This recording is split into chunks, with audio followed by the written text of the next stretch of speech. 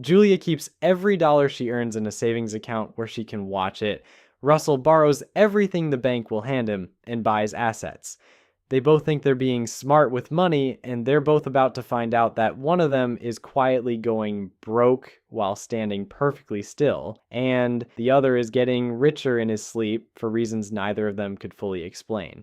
Because here's the thing nobody tells you, the dollars themselves are shrinking.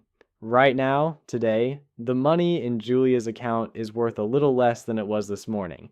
And when you run their two lives out over 30 years, the gap between them is going to make your stomach drop. Let's keep this fair. Julia and Russell make the same salary. They both start with $50,000, same age, same city, same paycheck. The only difference is what they understand about money. My name is Nick, and this is the one force that quietly decides who gets rich and who stays broke. Let's meet them properly. Julia is the responsible one, the one your parents would be proud of. She doesn't gamble, she doesn't speculate, she doesn't buy things she can't afford. Her $50,000 sits in a savings account earning interest, and every month she adds a little more. When she logs in, the number is always there, always a little bigger than last time. It feels solid, it feels safe. When her coworkers talk about the stock market crashing, she feels quietly smug because her money never goes down. Not by a single dollar. Russell does almost the opposite. He takes his $50,000 and treats cash like it's on fire. He buys index funds. He puts a down payment on a house and signs up for a 30-year mortgage at a fixed rate, locking in a payment of about $2,000 a month for the next 3 decades. His friends think he's nuts. He's in debt up to his eyeballs. He owes the bank more money than he's ever seen in his life. At a dinner party, Julia can say, "My savings are growing and I owe nobody anything." Russell has to say, "I'm $300,000 in debt and most of my money is in things that could drop 20% next year." Nobody at that table is impressed with Russell, and on day one, they're right not to be. Julia looks like the adult. Russell looks like a guy who's one bad month away from disaster. But feelings and math are two very different things, and inflation is the machine that slowly turns one into the other. So let's actually define the thing, because most people throw the word around without understanding what it's doing to them. Inflation is not just prices going up, that's the symptom. The real event is that your dollar is losing its ability to buy things, same dollar, less stuff. And here's the part that should genuinely bother you. The official inflation rate has been a wild ride the last few years, but even in the quiet times, the deeper underlying trend usually grinds away at around 3%.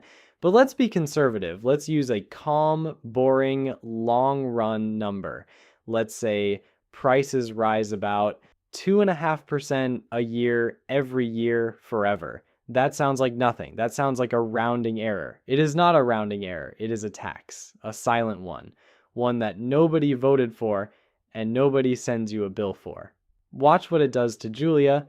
Her savings account, like most savings accounts in this country, pays her about 1/3 of 1%. Meanwhile, her dollars are losing value at 2.5% or more. So every single year, the responsible saver, the one doing everything right, is going backwards by about 2% without spending a dime. She is being charged for the privilege of holding cash. She just can't see the charge because the number on her screen keeps ticking up. That's the trap. The number goes up while quietly meaning less. Economists have a fancy name for this. They call it the difference between nominal and real. Nominal is the number. Real is what the number can actually buy. And almost everyone in this country runs their entire financial life staring at the nominal number, feeling great, while the real one bleeds out. Here's where it gets strange, though, because that same force that's quietly draining Julia is quietly paying Russell. And this is the part nobody puts on a thumbnail. Russell owes the bank money, a lot of it, but his debt is fixed. That $2,000 mortgage payment never changes, not in year 1, not in year 30. Now think about what inflation does to a fixed number. If everything else in the economy is getting more expensive, wages, rent, groceries, his own salary, but his mortgage payment stays frozen, then every year that payment gets easier to make. In real terms, it shrinks. By year 20, That $2,000 payment only feels like about $1,200 of today's money. By year 30, it feels like under $1,000. He's paying the bank back in dollars that are worth less and less, while the house those dollars bought keeps climbing in price. Like inflation is eating his debt and feeding his assets at the same time. He didn't earn that. He just understood which side of the table to sit on. And here's the uncomfortable truth underneath all of it. Inflation never destroys money. It moves it. Every dollar of purchasing power that quietly leaks out of Julia's savings account doesn't vanish into thin air. It gets transferred. So let's actually name where it goes, because this is the engine of the entire economy, and they don't teach it in school. It goes to debtors. Anyone who borrowed money at a fixed rate gets to pay it back with cheaper dollars. Inflation is a slow, silent forgiveness program for people in debt. It goes to asset holders, people who own stocks, real estate, businesses, things whose prices rise with inflation or faster. Watch their wealth float up on the same tide that's sinking the saver. And it goes more than anywhere else to the single biggest borrower on the planet, the government. National debt is just a giant pile of fixed dollar IOUs, and a few years of solid inflation quietly shrinks the real size of that pile. There's a reason economists sometimes call inflation a stealth tax. It does what taxes do. It moves money from your pocket to the borrowers, except no politician ever has to stand up and vote for it. And then there's the part that really stings. Remember back in the mid-2020s when the central bank spiked interest rates to fight that massive inflation wave? Savers were finally supposed to win. Rates sat above 5% for a long time. And yet, the average big bank savings account in America still paid less than 1%. They gave you a free pen, but they kept your profit. That spread, the gap between what the system earns on your money and what it pays you for it, doesn't disappear. It just becomes someone else's profit. I'm not telling you this to make you angry at banks or at Russell or at anybody. Nobody's twirling a mustache here. This is just how the machine is built. The point is that the machine has a near side and a far side, and which one you're standing on is mostly a function of whether you understand the rules. Quick aside, then right back to Julia and Russell. If breaking money down like this is the kind of thing you want more of, I run a school community where I show people how to build a faceless channel that does exactly this. It's linked below if you're curious. If not, no stress at all. The rest of this stands on its own. Okay, back to our two friends. Let's jump forward to year 5. On paper, nothing dramatic has happened. Julie is still saving diligently. Her balance is bigger. She got a raise at work, a nice, respectable 3% bump, and she felt genuinely good about it. Here's what she didn't notice. Prices that year went up more than 3%. So that raise she celebrated, in real terms, it was a pay cut. She has more dollars and less buying power, and she has no idea because the only number she ever sees is the one going up. This is the quiet heartbreak of the whole thing. A raise smaller than inflation isn't a raise. It's a polite, smiling demotion. Russell, meanwhile, has been doing almost nothing. That's worth repeating because it's the whole point. He's not day trading, he's not flipping houses, he set things up once and then mostly left them alone. His index funds have wobbled, they dropped one year and he felt sick about it, but they recovered and kept climbing. His house went up in value, his mortgage payment stayed exactly perfectly frozen. He spent those 5 years living his life while inflation quietly worked the night shift on his behalf. By year 10, the two lines on the chart have genuinely separated. Remember, they both started with the same $50,000. Julia kept hers in cash, played it safe, and in real buying power, that $50,000 is now worth somewhere around $41,000. It lost ground while sitting still. Russell put his into assets, and in today's purchasing power, his is worth close to $100,000. Same starting line. Roughly 2.5 times the result. And the gap is not closing. It's accelerating because the gains are now compounding on top of bigger gains. Julia's lost compounds too, just in the wrong direction. Let me put you inside their actual lives for a second because the numbers don't bleed, but the people do. Around year 10, Julia finally goes to buy the thing she'd been saving for. a little weekend place by the lake she'd been eyeing since her 20s. She'd watched her balance climb for a decade and felt ready, except the lake house climbed too. The one that was 200,000 when she started is suddenly closer to 340, and the bank wants more money down than she has because her careful pile of cash grew slower than the very thing she was saving to buy. She didn't lose the race. She ran it the whole time, every month, never missing a payment to herself. The finish line just kept moving, and nobody told her it was on wheels. Russell has the opposite morning. He gets a raise, the same 3% Julia got, but his biggest monthly expense, that mortgage, hasn't moved a single dollar in 10 years. So this time, the raise actually lands in his pocket and stays there. He notices almost guiltily that his house payment now feels small. The number that made him look reckless at that dinner party has quietly become the cheapest good decision he ever made. He's not smarter than Julia. He didn't work harder. He bought something that fights for him while he sleeps and borrowed in a way that gets lighter every year instead of heavier. Same paycheck, same raise, same decades, and one of them is being gently lifted while the other is being gently pushed under, both of them smiling, neither of them entirely sure why. And this is where I want you to really feel how sneaky this is. If you ask Julia, she would tell you she's ahead. Her account balance is the highest it's ever been. She has never lost money. By every number she actually looks at, she's winning. There's a term for this, money illusion, and it's not stupidity, it's human wiring. We feel the dollar amount, not the dollar's worth. It's why a $5 coffee feels outrageous to your dad and normal to you. Same coffee, different dollar. The dollar got smaller, and most people simply never updated the picture in their head.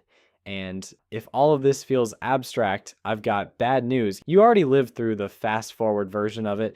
A few years ago, inflation didn't creep, it sprinted. It hit about 9% in a single year, the worst in 4 decades. You remember it, even if you don't remember the number. Eggs that doubled. A grocery run that somehow cost $40 more than it did the month before for the same boring cart of food. Gas signs you'd drive an extra 10 minutes to avoid. Surveys from that stretch found that more than half the country called the price of groceries a major source of stress, and for lower income households it was closer to 2/3. That wasn't a spreadsheet, that was real people standing in a checkout line doing math they didn't sign up for.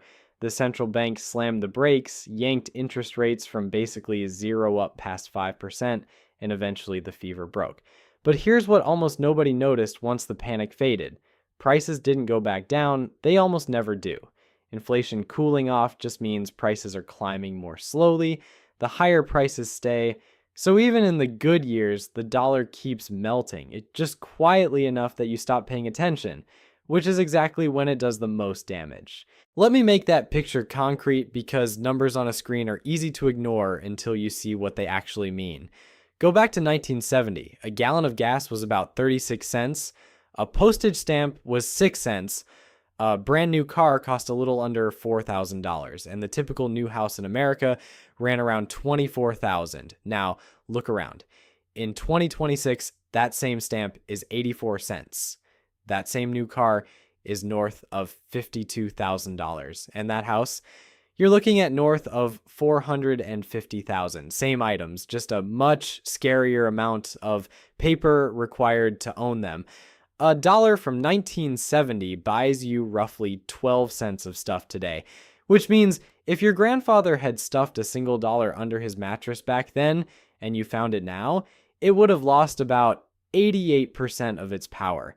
Not because anyone stole it, because it just sat there while the world repriced around it. That mattress was the worst performing investment in the house, and it didn't even have the decency to lose the number. It only lost the meaning, and then there's the modern, pettier version of all this, the one you can actually feel at the grocery store.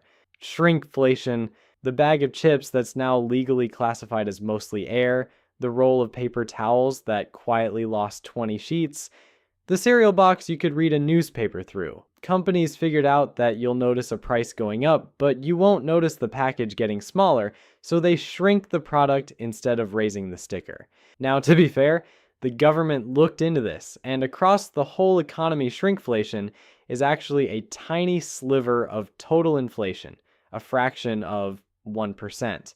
But in the categories where it hits, it stings. Coffee packaging shrank enough to add the equivalent of a 30% per unit increase. So no, you're not imagining it. And no, it's not the main event. It's just the part you can hold in your hand and get mad at. Now let's run it all the way out because this is where the story stops being a slow drift and becomes a canyon. By year 20, Julia's safe, responsible $50,000 has the real buying power of about $32,000. It's been on a diet she didn't authorize. Push it to year 30, a normal working career, and her cash is worth around $24,000 in real terms. She did everything right, and she lost half her wealth to an invisible thief. Russell's is worth somewhere near $380,000, 14 times from the exact same starting point. The only variable that ever differed was what each of them believed a dollar was, and Russell's mortgage, the debt that made him look reckless at that dinner party 25 years ago, it's nearly paid off in dollars so shrunken that the final payments barely register. He looked irresponsible for one evening and got rewarded for 3 decades. Now, if I stopped here, I'd be doing exactly what every finance guy on the internet does, showing you one clean side of the story and pretending the other doesn't exist. So let me be honest about where Julia was actually right, because she was right about real things. Cash has a job, a real one. When Russell's investments dropped that year and he felt sick, Julia slept fine because her money doesn't move. If either of them had an emergency, a job loss, a medical bill, a busted transmission, Julia could handle it instantly, and Russell might have been forced to sell an asset at the worst possible moment and lock in a loss. That's not nothing. That's the whole reason you keep an emergency fund. The lesson was never hold zero cash. Holding zero cash is its own kind of reckless. The lesson is don't hold idle excess cash and call it safe, because past your emergency cushion, safe is exactly what it isn't. And assets are not a magic escalator. Stocks are genuinely volatile. A few years back, the market fell almost 20% in a single year, and plenty of people panic sold at the bottom and never recovered. Real estate can sit empty, leak, and tie your money up for years. Every single tool that beats inflation comes with a catch, and anyone who tells you otherwise is selling something. So what actually works? Owning pieces of the economy through index funds so your money rides the same wave that's lifting prices. Owning a home with a fixed rate mortgage so inflation eats your debt instead of your savings.